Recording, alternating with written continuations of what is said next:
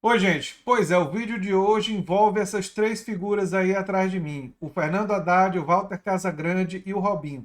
E eu vou explicar o caso, e eu sei que minha posição nesse vídeo não necessariamente vai levar a todos vocês concordarem comigo, mas eu espero que vocês escutem os argumentos antes de discordar. E se discordarem, tudo bem, é da democracia, não tem problema. Mas vamos conversar sobre esse assunto. Bem, o que aconteceu foi que o Haddad compartilhou um vídeo do Casagrande criticando a contratação do Robinho num estilo argumentativo do Casagrande muito semelhante ao meu. Ou seja, o Santos não deveria ter contratado um jogador que estava condenado em primeira instância por um crime hediondo na Itália. Deveria ter esperado o julgamento transcorrer se o Robinho fosse considerado culpado na última instância, que ele pague isso na justiça, e dificilmente depois de 9 ou 6 anos, ou quanto tempo ele ficasse na cadeia, ele ia poder voltar a jogar pelo Santos, provavelmente ia se aposentar, mas se ele fosse inocentado, aí sim contratar o jogador. Não contratar ele quando ele está com essa condenação nas costas. Isso manda uma mensagem muito ruim. E o posicionamento do Casagrande é mais ou menos o mesmo que o meu. Só que Haddad fez uma analogia ou um trocadilho dizendo tem Casa Grande que vale a pena, se referindo a Casa Grande Senzala, a estrutura da escravidão, que não valia a pena, obviamente. E aí, pessoas ligadas ao movimento negro, ele foi muito criticado, a postagem do Haddad foi considerada por essas pessoas desrespeitosa ou preconceituosa, enfim, e ele apagou a mensagem. E eu sei que alguns de vocês podem até achar que foi de mau gosto a mensagem do Haddad. Eu até entendo se a pessoa tiver esse tipo de colocação. Mas vamos examinar a mensagem em si. Ele estava fazendo analogia com o nome do Casagrande, obviamente, e o trocadilho com a Casa Grande Senzala, indicando que a Casa Grande e aquela estrutura era algo condenável, mas esse Casa Grande é elogiável. Será que nós vamos chegar num ponto que nós não vamos nem poder criticar a estrutura da escravidão e vamos chegar a ser considerados preconceituosos porque criticamos ou porque fazemos trocadilho de tom de crítica com a escravidão? Quer dizer, será que eu não vou poder, por exemplo, quando eu estiver num debate com a pessoa e a pessoa estiver dizendo que tal ideia minha é impossível, e eu disser, olha, teve gente na época do século XIX que pensava aqui no Brasil que uma sociedade sem escravidão era impossível. E essas pessoas, felizmente, foram derrotadas pelos abolicionistas. Ou seja, se eu fizer uma analogia elogiando os abolicionistas influenciados pelo iluminismo e criticando as pessoas que defendiam a escravidão, as pessoas vão vir para cima de mim como estão indo para cima do Haddad, porque ele fez um trocadilho que tem essa mesma natureza. Olha, me parece um excesso. E eu vejo na nossa sociedade se difundindo na linguagem uma certa uma mistura de coisas assim. Sim, nós devemos combater o reforço a estereótipos negativos. Eu já disse aqui no canal que eu acho o estereótipo, por exemplo, loira burra, um estereótipo machista e que deve ser combatido. Não gosto do estereótipo. É um estereótipo machista e deve ser combatido. E quando ele é utilizado no meio de uma discussão, no tonalidade machista, é uma coisa negativa. É. Só que se um comediante usar o estereótipo, loura burra, para criticar o estereótipo, isso não é machismo. Ele pode usar o estereótipo para criticá-lo. E se um comediante fizesse isso e as pessoas dissessem, não, não, você não pode usar o estereótipo, nem que seja para criticar, aí eu vejo problemas. Aí eu vejo problemas. Eu estava tendo uma conversa com uma pessoa que eu gosto bastante aqui do canal, nem vou dizer o nome dele, mas que eu gosto bastante. Uma pessoa que é um desses inscritos mais assíduos. Mas para vocês verem que mesmo com ele, que eu tenho muito respeito, eu tenho essa divergência. Ele disse assim, foi em relação ao uso do termo americano. Ele queria que eu usasse a todo custo estadunidense. Aí eu argumentei com ele, olha, mais importante do que usar estadunidense ou americano é criticar a política imperialista dos Estados Unidos. Muito mais importante do que se usa estadunidense ou americano. Tem gente usando estadunidense, que é mais politicamente correto, mas que não faz as críticas que eu faço. Que não faz as críticas que eu faço à política externa dos Estados Unidos. E eu, eventualmente, uso a palavra americano. Então, o que é mais importante? Usar a palavra americano, estadunidense, ou criticar o conteúdo da política? Me parece que o mais importante é criticar o conteúdo da política. Isso é mais relevante, é mais importante. E tem pessoas que usam todos os termos aparentemente corretos. Eu pego o exemplo recente da Kamala Harris, a vice lá do Biden, né? Ela faz questão de usar toda a terminologia aceita pelo que seria considerado politicamente correto. Mas, quando você vai olhar para as políticas públicas que ela defende, ela antes defendia Medicare para todos. Agora que ela está sendo financiada pelas grandes empresas de seguro e saúde, ela parou de defender isso, né?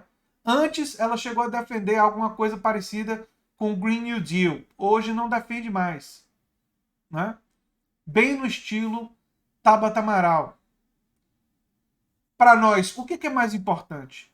Ela usar os termos corretos ou a defesa de políticas públicas que não são compatíveis com o que nós defendemos? Aí é claro que alguém pode dizer, não, mas André, você pode usar os termos mais adequados e defender as políticas públicas.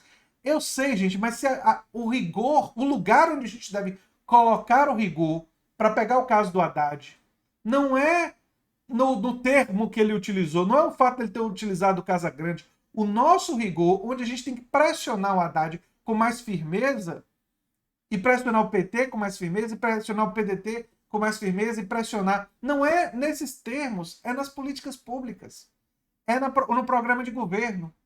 A gente não deve gastar nossa energia para pressionar ele, para ele fazer uma retratação, porque ele usou esse termo. Inclusive porque a gente perde voto por causa disso. E é isso que parte das pessoas que estão fazendo essa pressão não estão percebendo. Não estão percebendo isso. Quando uma pessoa que não está muito envolvida com isso, com essa lógica, vê Haddad sendo pressionado, ele já deletou o tweet, e agora ele está sendo pressionado a pedir desculpas, muita gente diz, olha, esse pessoal virou censura da fala. Nem uma fala criticando a escravidão de forma indireta a pessoa não pode fazer mais. Nem um trocadilho com a palavra Casagrande, com o nome do Walter Casagrande, que é um trocadilho em tom de crítica, se pode fazer mais. E aí essas pessoas pegam isso para olhar para o campo progressista como um campo intolerante do ponto de vista da linguagem. Nós temos que aprender a ter, e eu estou defendendo isso com vocês, um pouco de senso de humor e um pouco também de senso de proporção.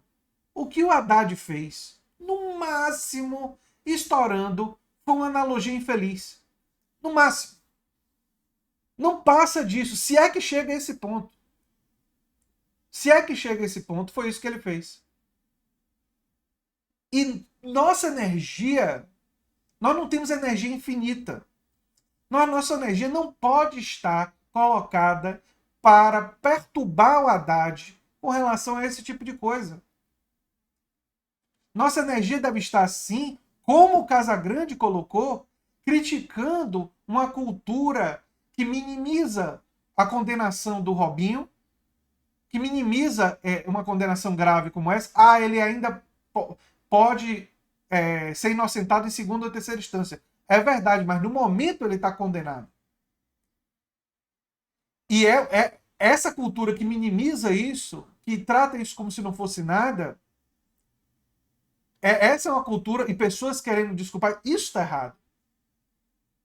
Uma cultura que defende que Carol Solberg seja censurada porque gritou fora Bolsonaro, essa é uma cultura que está errada, porque ela estava usando a liberdade de expressão dela de deixar a opinião dela clara, e a pressão ainda existe sobre ela.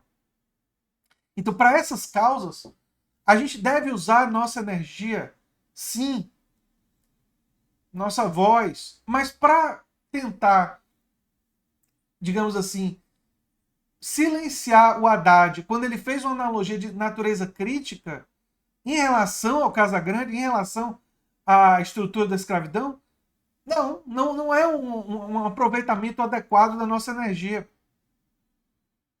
Criticar, por exemplo, o Carlito Neto, do historiador, eu estava numa live com ele e ele usou a expressão americana para se referir aos Estados Unidos no coloquial, não é? E muita gente nos comentários criticou o Carlito. E eu defendi o Carlito Neto naquele episódio, dizendo, gente, muito mais importante do que ele usar americano, estadunidense para se referir aos Estados Unidos, é como ele caracteriza a política dos Estados Unidos em relação ao Brasil. Se ele está fazendo uma caracterização crítica com base em evidências, como era o caso, essa é uma crítica absolutamente legítima. E o uso da palavra no coloquial é para facilitar a comunicação. Ele pode tentar, eu posso tentar usar mais estadunidense porque, digamos assim, é mais preciso no sentido de que americanos, em certo sentido, somos todos nós. Sim, mas se a gente usar no coloquial, não é assim uma grande tragédia. Assim como o Haddad ter feito isso, não é uma grande tragédia. A simbologia mais importante que nós temos que estar preocupados é a simbologia de uma cultura que minimiza a corrupção, uma cultura que minimiza a violência contra a mulher. Isso sim é grave e precisa ser combatido do ponto de vista simbólico. Mas se a gente pega do ponto de vista simbólico e começa a não aceitar nada que é dito, mesmo em tom crítico, porque pode ser interpretado como uma coisa meio preconceituosa, que não é o caso. Haddad não foi preconceituoso. Aí a gente vai para um lugar muito ruim. E vai começar a perturbar, não é nem só o Haddad. É Haddad, é Ciro Gomes, é Guilherme Boulos. Todos eles, em algum momento, toda pessoa que fala muito vai fazer alguma analogia, algum comentário que não vai ser 100% calibrado para se ajustar a esse rigor da linguagem.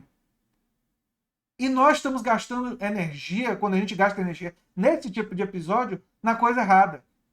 E a gente ajuda a extrema-direita.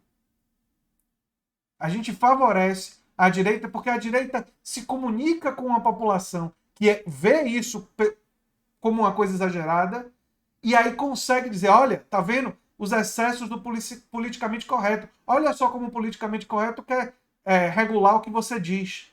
E aí pessoas simples, que até reconhecem e concordam com a gente nas ideias, são seduzidos pela extrema-direita por causa desses excessos. A gente não pode facilitar nesse aspecto, gente. Por motivo muito simples, porque a gente não pode ficar perdendo. A gente tem que ter estratégias para ganhar. E estratégia para ganhar significa focar no fundamental, pressionar o Haddad, pressionar Ciro Gomes, pressionar Guilherme Boulos, pressionar Manuela Dávila nas políticas públicas. Não em eventuais linguagens que a gente vê claramente que não existe má intenção deles. Só quando existir, de fato, uma intenção ou um reforço negativo a um estereótipo, que não foi o caso, aí sim, aí a gente pode criticar eles nesse episódio. Eu tenho certeza que se for um ato falho complicado, realmente, aí a pessoa vai se retratar com justiça. Né? Para a gente não ir nos excessos. Enfim, era o que eu tinha para dizer sobre esse assunto. Se você gosta do que eu faço aqui no canal, se inscreva, dê um like, compartilhe. Eu sou André Teixeira Jacobina, o canal é a Nova Máquina do Tempo e eu tenho essa transparência total com vocês porque eu respeito vocês, mesmo quando eu discordo. Viu, gente? Um abração. Tchau, tchau.